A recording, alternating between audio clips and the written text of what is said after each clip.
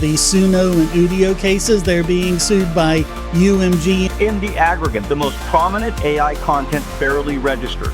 Why, I thought AI content was all over the place and crowding out the real artists and making it so they can't make money. Sounds like that might have been a lie. We're seeing no indication that AI royalty dilution is a material issue for UMG from a revenue perspective. What? I guess you should just drop your case then, huh? But I think it's like the most overt time we've seen the plaintiffs come right out and say that they're lying through their eye teeth. UMG needs to file its admission in court today, or securities fraud investigators should ask why they didn't.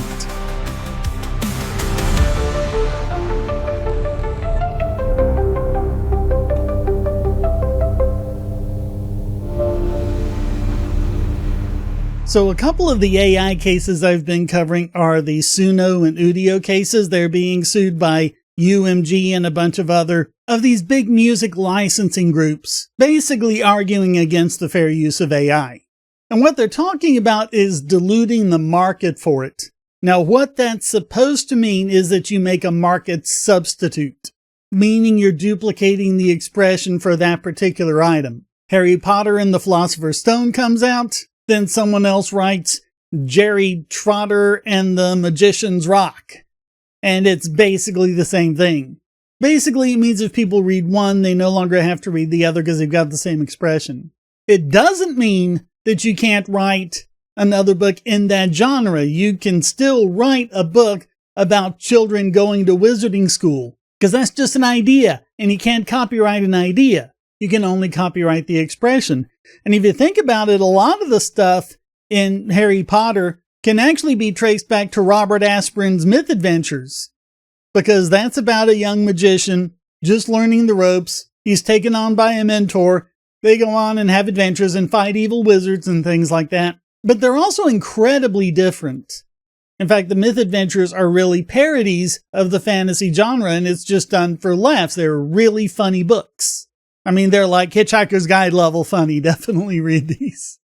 Whereas the Harry Potter books were a bit more on the serious side of things. But you could still say they compete with each other. They're both in the fantasy genre. They're both about young kids learning about magic, things like that.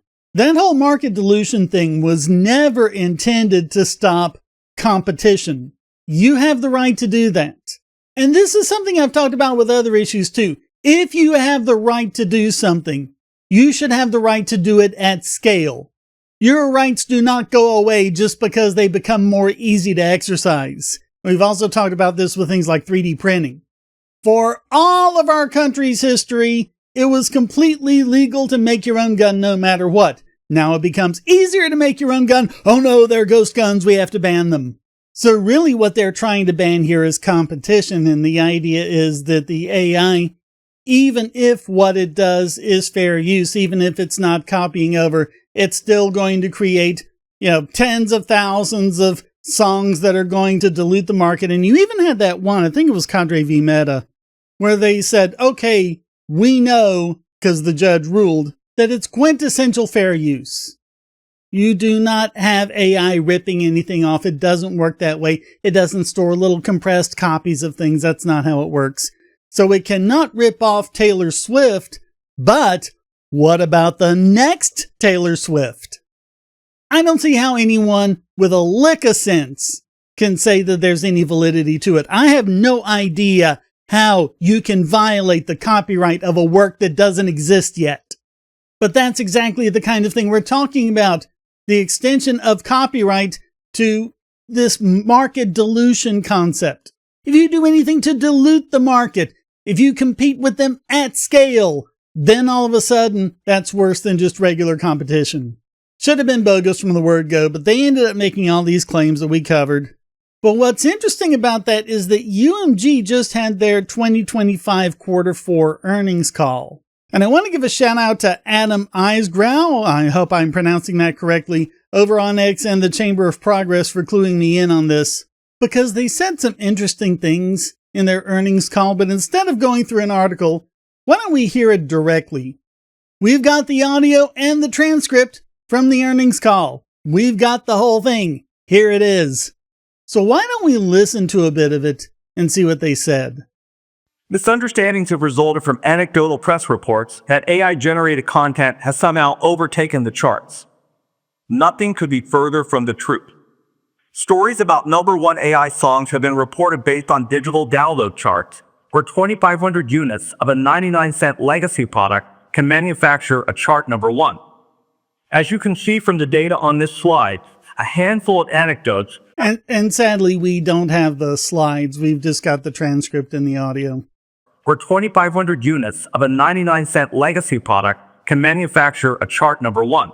As you can see from the data on this slide, a handful of anecdotes have been completely over-extrapolated. We assembled this top 10 of chart debuting AI acts as identified by Billboard and Luminate. Consumption of this top 10 has been immaterial.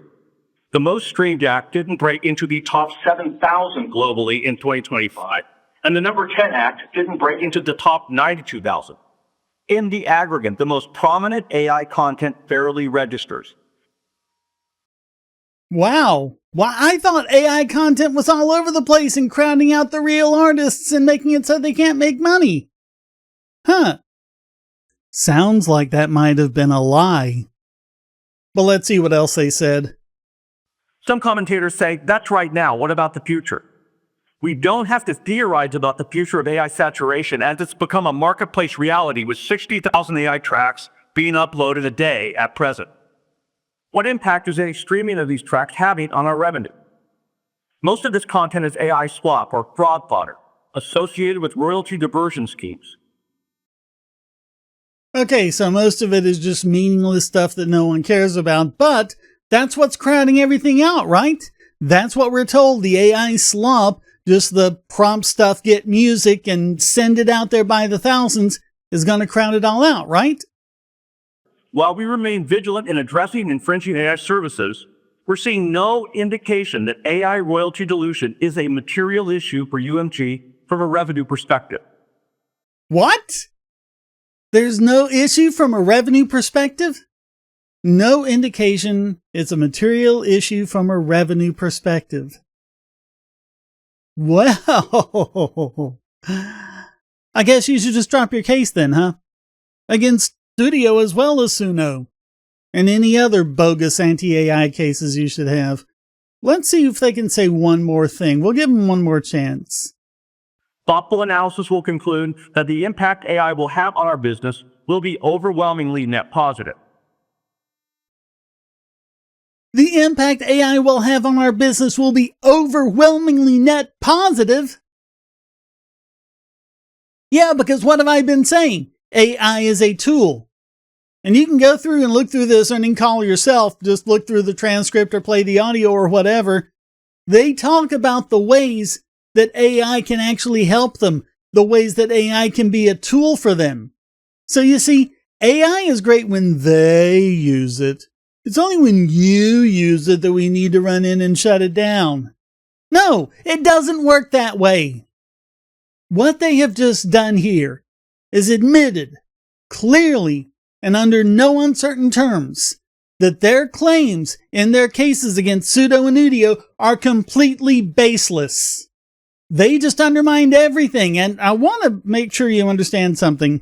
It is true that this isn't a court filing that's like sworn under oath or anything, but the SEC takes it very seriously if you start giving people false information in earnings calls. If you start telling them the wrong thing because, let's say they really are afraid that AI is going to kill their company, so they just lie and say, oh, it's not going to be a problem. SEC would really want to know about that and take action. So let's go back over and get this one point from Eisgrau. He said, it's clear that dilution has absolutely no basis in American copyright law or precedent. And now we have heard it straight from the world's largest music company that it has no basis in fact. Suno's technology is quintessential fair use, using copyrighted works to train its generative AI models, which is utterly transformative. UMG needs to file its admission in court today, or Based on Friday's earnings call, securities fraud investigators should ask why they didn't. And if nothing else, defendants might actually have something to say. Suno and Udio might be pointing this out, or an amicus or something might be saying, hey, do you hear what they said in their earnings call? Hopefully that happens. As always, I'll keep you posted, but here we are. I don't think this is actually the first, but I think it's like the most overt time we've seen the plaintiffs in these anti-AI cases come right out and say that they're lying through their eye teeth. Because they are. There should be no basis for this, and that's why they should not be allowed to get away with this. Because this is your right to speak that's at stake here. Fair use is free speech. I've got videos on that. Check them out. That's what this fight is about.